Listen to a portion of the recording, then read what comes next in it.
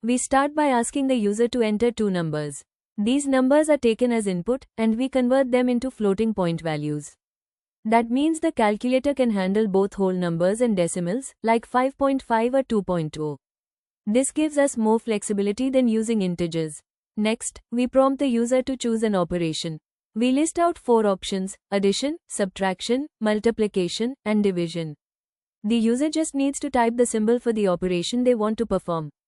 For example, they can type a plus sign to add, or a forward slash to divide. Now, we handle the logic using a match case block. This is a modern alternative to if-else statements in Python, introduced in version 3.10. It checks what operation the user chose and runs the correct block of code.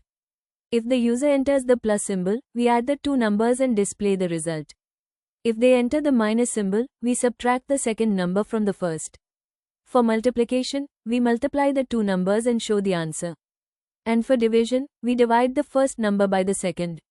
Each result is printed in a very readable format. For example, if the user enters 5 and 3 and chooses addition, the output would show 5 plus 3 equals 8. This makes it easy for the user to understand what just happened and how the result was calculated.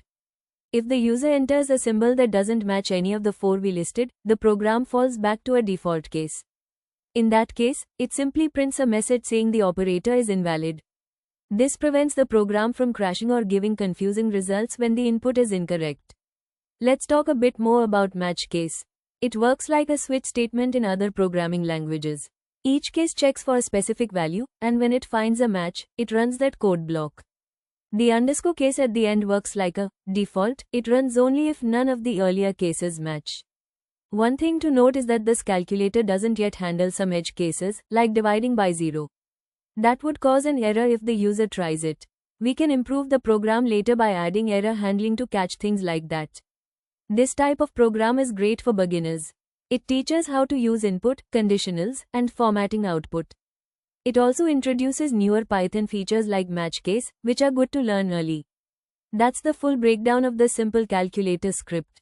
From taking input to handling basic math operations and giving clear output, this program does it all in just a few lines of code. If you're learning Python, try adding more features to this calculator, like handling more operators or supporting multiple calculations in a loop. Thanks for watching and keep coding.